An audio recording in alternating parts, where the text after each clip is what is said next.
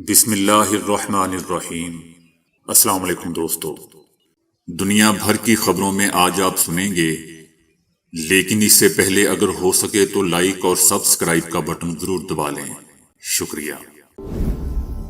خیبر پختونخوا کے مختلف بازاروں میں پلاسٹک کے سلنڈرز میں گیس فروخت کی جا رہی ہے۔ خیبر پختونخوا کے مختلف بازاروں میں آج کل غیر قانونی طور پر پلاسٹک کے تھیلوں میں گیس فروخت کی جا رہی ہے، جنہیں خریدنے والے گویا ہر وقت موت سے دوچار ہیں۔ چائنا کا مقابلہ کرنے کے لیے جاپان کا دفاعی بجٹ میں تاریخی اضافہ۔ جاپان کے وزیر اعظم نے چائنا کا مقابلہ کرنے کے لیے دفاعی پالیسی میں نمایاں تبدیلی کی منظوری دے دی ہے۔ ایران کے صدر رئیسی نے کہا ہے کہ امریکہ ایرانی قوم کو دھوکہ دینے میں پھر ناکام ہو گیا۔ صدر ابراہیم رئیسی نے کہا کہ امریکیوں نے جہاں بھی قدم رکھا وہاں سوائے خون خرابے کے کچھ نہیں کیا۔ بلاول بھٹو کا مودی کے خلاف بولنے پر ہندو سکھ پا ملک گیر احتجاج کا اعلان کر دیا۔ وزیر خارجہ بلاول بھٹو کے امریکہ میں بیٹھ کر بھارتی وزیر اعظم نریندر مودی کو قصائی کہنے پر حکمران جماعت بھارتیہ جنتا پارٹی نے ملک گیر احتجاج کا اعلان کر دیا ہے۔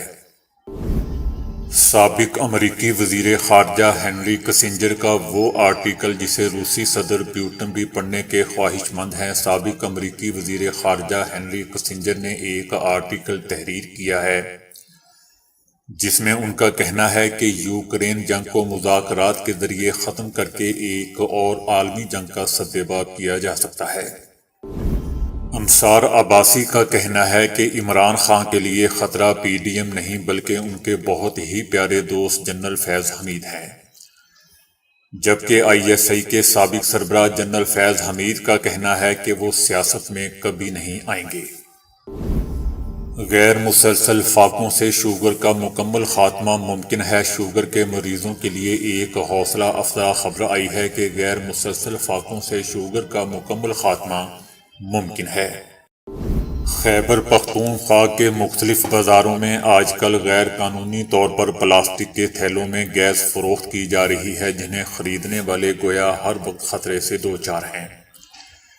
جن تھیلوں میں یہ گیس فروخت ہو رہی ہے انہیں پلاسٹک سلنڈر کہا جاتا ہے۔ یہ سلنڈر دراصل 2 گز پلاسٹک کے تھیلے کا ایک مستطیل غبارہ ہوتا ہے، جس کے منہ پر ایک نوزل اور ہینڈل لگا ہوا ہوتا ہے۔ صارفین گیس سے بھرے اس غبارے کو عام سلنڈر کی طرح چولہے کے ساتھ منسلک کر کے اپنے گھریلو ضروریات کو پورا کرتے ہیں۔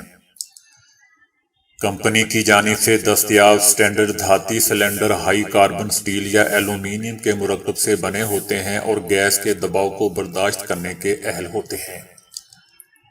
تاہم ان تمام خصوصیات کے باوجود کسی بھی کوتاہی کے سبب ایک دھاتی سلنڈر پھٹنے کے امکانات اس میں ہمیشہ روشن رہتے ہیں۔ اس کے برعکس 300 روپے میں ملنے والا ایک پلاسٹک کے تھیلے سے بنا سلنڈر صرف تیل کا ایک گرم قطرہ گرنے سے بھی پھٹ سکتا ہے اور خطرناک حادثے کا سبب بن سکتا ہے۔ لیکن اس غیر قانونی فروخت میں ملوث دکاندار نتائج سے لاپرواہ نظر آتے ہیں۔ سردیوں سے پہلے گیس کی لوڈ شیڈنگ سے شہری پریشان ہیں۔ پشاور کے ایک بازار کے ایک دکاندار نے بتایا کہ پلاسٹک سلنڈر بالکل خطرناک نہیں ہے۔ ایک دوسرے دکاندار نے کہا کہ وہ چند پیسے کمانے کی خاطر ایسے باتیں کر رہے ہیں۔ ایک دکاندار نے بتایا کہ صرف خیبر بازار میں 20 سے زائد دکانیں ایسی ہیں جو پلاسٹک سلنڈر بنا کر فروخت کر رہی ہیں۔ سوئی ناردرن گیس پائپ لائن پشاور ریجنل دفتر کے سربراہ تاج علی خان نے اس صورتحال پر اپنا رد عمل ظاہر کرتے ہوئے بتایا ہے کہ کھانے پکانے کے اوقات میں گیس غائب نہیں رہتی، بلکہ چند مخصوص گھنٹوں کے دوران لوڈ شیڈنگ ہوتی ہے۔ انہوں نے کہا کہ اب ان کی کمپنی نے گھروں تک اپنے سلنڈر پہنچانا شروع کر دیے ہیں، جنہیں کوئی بھی شہری ان کے دفتر صرف ایک کال کر کے وصول کر سکتا ہے۔ پھر بھی اگر کوئی ایسے علاقے میں ہو جہاں تک گیس کی ترسیل مشکل سے ہوتی ہے، پلاسٹک سلنڈر کا استعمال پھر بھی جائز قرار نہیں دیا جا سکتا، کیونکہ جان سے قیمتی کوئی چیز نہیں ہے۔ تاج علی خان نے پشاور کی ضلعی انتظامیہ سے درخواست کرتے ہوئے کہا ہے کہ پشاور کے بازاروں میں غیر قانونی پلاسٹک سلنڈر بیچنے والوں کے خلاف فوری کریک ڈاؤن کیا جائے۔ جاپان کے وزیر اعظم نے چائنا کا مقابلہ کرنے کے لیے دفاعی پالیسی میں نمایاں تبدیلی کی منظوری دے دی ہے۔ جاپان کی پارلیمان نے دفاعی پالیسی میں اب تک کی سب سے بڑی تبدیلی کی منظوری دی ہے، جس میں اخراجات میں نمایاں اضافہ بھی شامل ہے۔ جاپانی وزیر اعظم نے یوکرین کی مثال دیتے ہوئے کہا ہے کہ ہمارے پڑوسی ممالک اور خطے میں جوہری میزائل صلاحیتوں میں اضافہ تیزی سے ہوا ہے، جس کا مقابلہ کرنے کے لیے دفاعی بجٹ میں تیزی سے تبدیلی ناگزیر ہو گئی تھی۔ دشمن ملک کے دور دراز کے لانچنگ سائٹس کو نشانہ بنانے والے میزائل تیار کیے جائیں گے۔ جاپان کے وزیر اعظم کا کہنا تھا کہ چائنا کے بڑھتے ہوئے چیلنج کے باعث دفاعی پالیسی میں بڑی تبدیلی کرنا ناگزیر ہو گیا تھا۔ ادھر چائنا نے جاپان سے اپنی پالیسی پر نظرثانی کا مطالبہ کرتے ہوئے کہا ہے کہ جاپان ہمیشہ چائنا پر بے جا تنقید کرتا ہے اور مفاہمت سے انحراف کرتا ہے، حالانکہ ہمارے مشترکہ مفادات ایک ہی ہیں۔ دوسری جانب امریکی صدر جو بائیڈن نے جاپان کے دفاعی پالیسی میں بڑی تبدیلی کو سراہتے ہوئے اس کا خیر مقدم کیا ہے اور خطے میں طاقت کے توازن کے لیے لازمی قرار دیا۔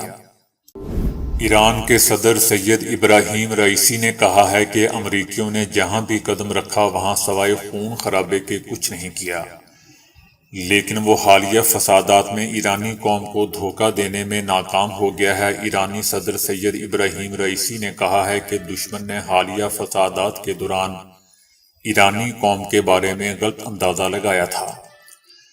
ان کا خیال تھا کہ ایران بھی دوسرے ممالک کی طرح ہیں جہاں وہ من چاہی نعرے بازی کر کے لوگوں کو دھوکہ دینے میں کامیاب ہو جائیں گے۔ انہوں نے کہا کہ دشمن نے سوچا تھا کہ وہ آزادی کے نام پر ایرانی قوم کا اعتماد حاصل کرنے میں کامیاب ہو جائے گا، لیکن ایرانی قوم اچھی طرح سے آگاہ ہے کہ امریکی دنیا میں کسی کے بھی خیر خواہ اور دوست نہیں ہوتے۔ صدر ایران نے امریکہ سے پوچھا کہ تم نے دنیا کے کس خطے میں لوگوں کو آسانیاں عطا کی ہیں؟ سید ابراہیم رئیسی نے دیگر ممالک میں مغربی ممالک کے جارحانہ اقدامات کا حوالہ دیتے ہوئے کہا کہ یہ بتانے کے لیے تاریخ کی کتابوں کا حوالہ دینے کی بھی ضرورت نہیں ہے جو مغربی ممالک نے افغانستان، افریقہ، شام اور یمن کے عوام کے ساتھ کیا ہے۔ ایرانی قوم کی فہم و شعور نے دشمن کے منصوبوں کو ناکام بنا دیا ہے اور وہ اسلامی انقلاب اور اس کی اقدار کی حفاظت کے لیے اپنی تمام تر قوت کے ساتھ میدان میں ڈٹے ہوئے ہیں۔ انہوں نے مغربی ممالک کے دعووں پر تندریہ رد عمل ظاہر کرتے ہوئے کہا کہ ہم نے دیکھ لیا ہے کہ دشمن نے کس طرح بچوں کو شاہ چراغ میں زندگی عطا کی ہے۔ صدر رئیسی کا دوستو اشارہ اس حملے کی طرف تھا جس میں شیراز شہر میں واقع حضرت احمد بن موسیٰ شاہ چراغ کے روضے پر حملہ کر کے 15 زائرین کو شہید اور 19 کو زخمی کر دیا گیا تھا۔ وزیر خارجہ بلاول بھٹو کے امریکہ میں بیٹھ کر بھارتی وزیر اعظم نریندر مودی کو کسائی کہنے پر حکمران جماعت بھارتیہ جنتا پارٹی نے ملک گیر احتجاج کا اعلان کر دیا ہے اور انہوں نے نئی دہلی میں پاکستانی سفارت خانے کے باہر شدید احتجاج بھی کیا ہے۔ بلاول بھٹو نے اقوام متحدہ کی سلامتی کونسل میں بھارت کو جواب دیتے ہوئے کہا تھا کہ اسامہ مر چکا مگر گجرات کا کسائی زندہ اور اب بھارت کا وزیر اعظم ہے جس کا تصور ہٹلر کی نازی جماعت سے لیا گیا تھا۔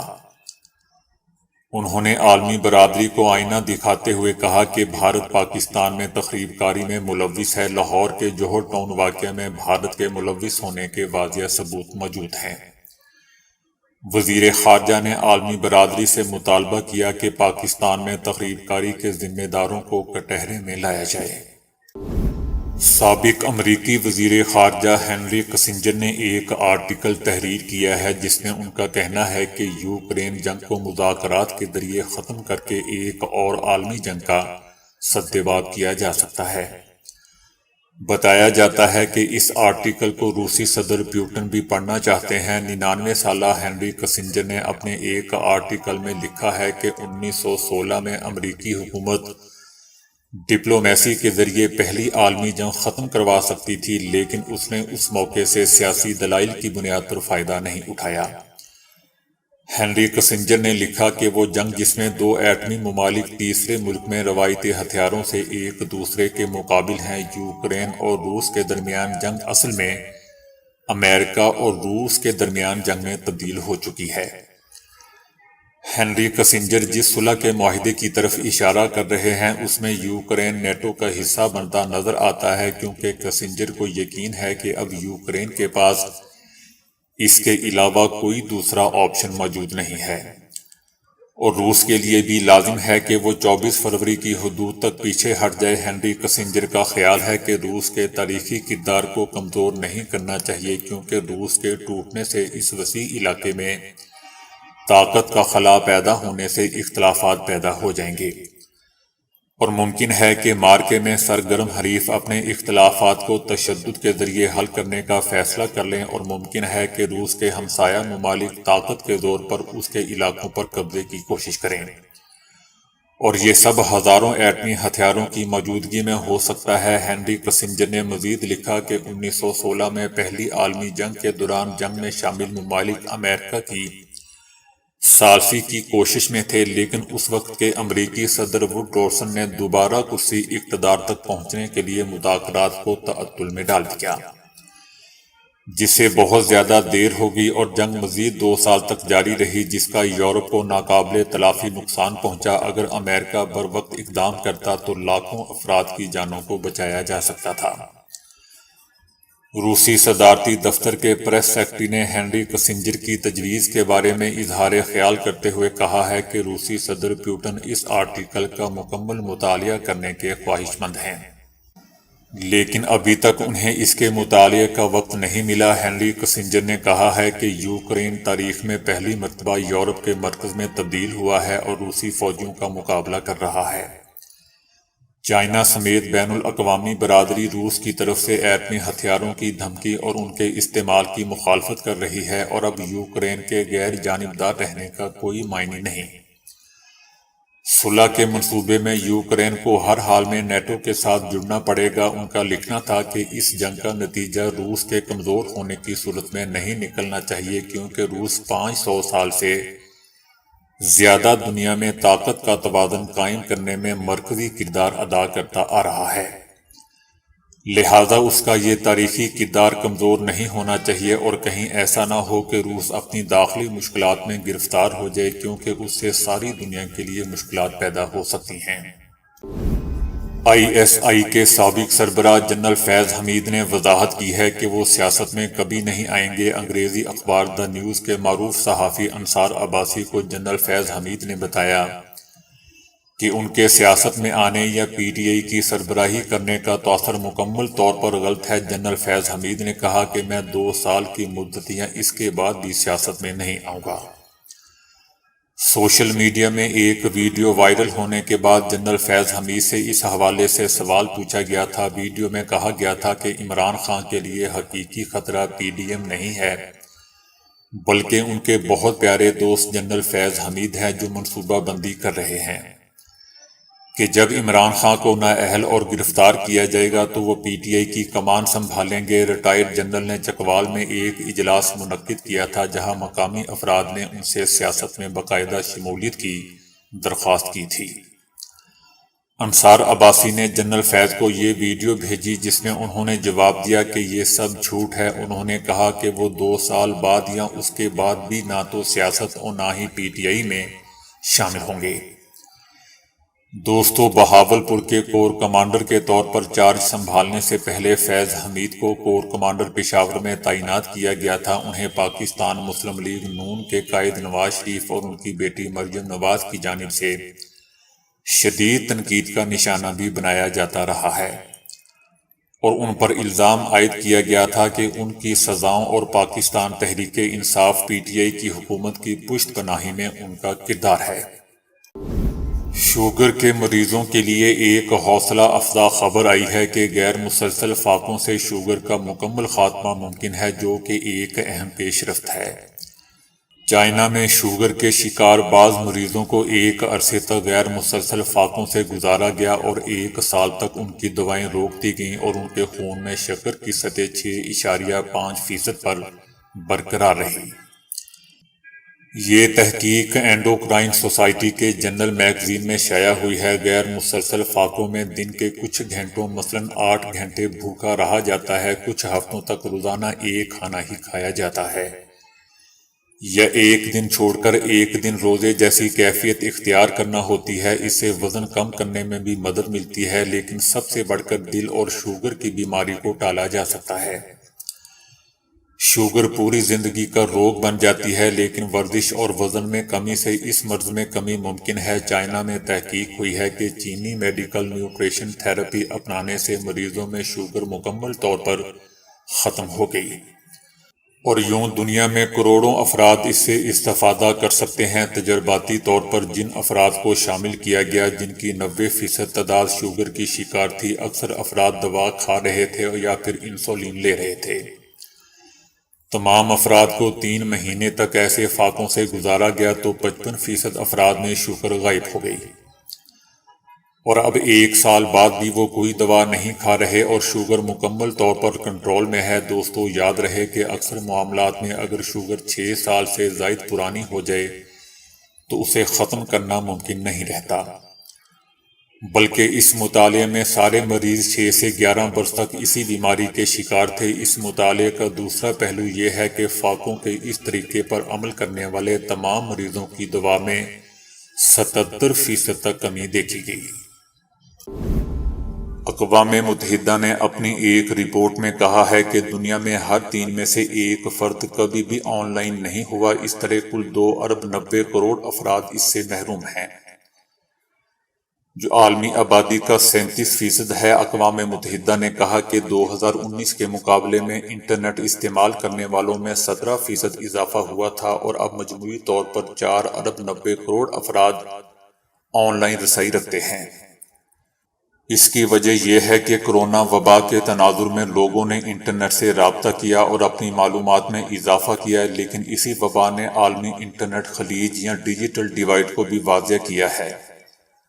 اس سے بچے اور اساتذہ بالخصوص متاثر ہوئے ہیں۔ لاک ڈاؤن کی وجہ سے یہ صورتحال مزید مشکل ہوگی اور لوگوں کی پریشانیوں میں بھی اضافہ ہوا۔ حیرت انگیز طور پر امریکہ کے پسماندہ اور غریب ترین علاقوں میں بھی لاکھوں بچے، ان سے وابستہ اساتذہ بھی ہارڈ ویئر اور انٹرنیٹ سے دور تھے۔ اس طرح لاکھوں کروڑوں بچوں کا بہت زیادہ تدریسی نقصان ہوا ہے اور مزید ہو رہا ہے۔ امریکہ بھر میں غریبوں کے لیے انتہائی کم قیمت پر کپڑے اور اشیائے ضرورت فراہم کرنے والے اسٹور ہوتے ہیں، جہاں اکثر سامان عطیے کی صورت میں موصول ہوتا ہے۔ لیکن گڈ ول اسٹور کی ایک ملازمہ نے جب عطیہ کردہ کپڑے کھولے تو ان میں $100 کے بہت سارے نوٹ تھے، جو مجموعی طور پر $42,000 کے لگ بھگ تھے۔ ملازمہ نے دیکھا کہ 2 سویٹرز کے درمیان کچھ لپٹا ہوا ہے۔ پہلے اس نے سوچا کہ شاید اس میں کتابیں ہوں گی، لیکن اس میں سے ہزاروں ڈالرز کی رقم برآمد ہوئی۔ پھر اسے خیال آیا کہ شاید یہ جعلی نوٹ ہوں گے، لیکن وہ اصل رقم تھی۔ ملازمہ اینڈریا نے شمار کیا تو وہ $42,000 یعنی 60 لاکھ روپے تھے۔ اینڈریا اپنی بیٹی کے ساتھ رہتی ہے اور وہ اسے اپنے پاس چھپا کر بھی رکھ سکتی تھی، لیکن انہوں نے اپنے اسٹور کے مالک سے سارا احوال کہا۔ حیرت انگیز طور پر رقم کے ساتھ عطیہ کرنے والے کا نام اور پتہ بھی موجود تھا، جو ایک عجیب واقعہ کہا جا سکتا ہے۔ مالک سے رابطہ کیا گیا تو اس نے نام نہ بتانے کی شرط پر رقم عطیہ کرنے کو کہا۔ اس کے بعد رقم کے اصل مالک کی اجازت سے ملازمہ اینڈریا کو اس میں سے $1,000 دیے گئے اور وہ اس دوران آبدیدہ ہو گئی۔ وہ سوچ رہی تھی کہ اب وہ اپنی بیٹی کی سالگرہ بہت دھوم دھام سے منائے گی۔ دنیا میں سالانہ کی بنیاد پر تقریباً 80 لاکھ میٹرک ٹن پلاسٹک کچرا پیدا ہوتا ہے۔ دنیا بھر سے پیدا ہونے والے پلاسٹک کچرے میں سب سے زیادہ کچرے کا ذمہ دار امریکہ ہے، جہاں ہر شہری 130 کلو گرام پلاسٹک کچرا سالانہ پیدا کرتا ہے۔ امریکہ نے سال 2016 میں مجموعی طور پر تقریباً 4 crore 20 lakh metric ton plastic کچرا پیدا کیا، جو یورپی یونین کے تمام رکن ممالک اور چائنا کی جانب سے پیدا ہونے والے پلاسٹک کچرے سے 2 گنا زیادہ ہے۔ امریکہ کے بعد دوسرے نمبر پر برطانیہ ہے، جہاں ہر شہری سالانہ 99 کلو گرام پیدا کرتا ہے، جبکہ جنوبی کوریا میں اس کی مقدار 88 کلو گرام سالانہ ہے۔ ابتدائی طور پر سمندر میں موجود کچرے سے نمٹنے کے لیے زیادہ تر توجہ بحری جہازوں یا دیگر بحری ذرائع سے جڑے کچرے پر دی جاتی تھی، لیکن اب یہ خیال کیا جاتا ہے کہ تقریباً زیر استعمال ہر پلاسٹک دریاؤں اور ندیوں کے ذریعے سمندروں تک پہنچ جاتا ہے۔ تحقیق سے ثابت ہوا ہے کہ تقریباً ہزاروں کی تعداد میں آبی حیات کی جان کو پلاسٹک میں پھنسنے یا کھانے سے خطرہ ہے، جس سے واپس انسانوں کو بھی نقصان پہنچتا ہے۔ اگر اسی رفتار سے پلاسٹک کچرا پیدا ہوتا رہا تو 2030 تک ہر سال 5 کروڑ 30 لاکھ میٹرک ٹن کچرا سمندر میں داخل ہو جائے گا۔ تو دوستو، ابھی کے لیے اتنا ہی۔ ویڈیو کو لائک اور شیئر کرنے کا بہت بہت شکریہ۔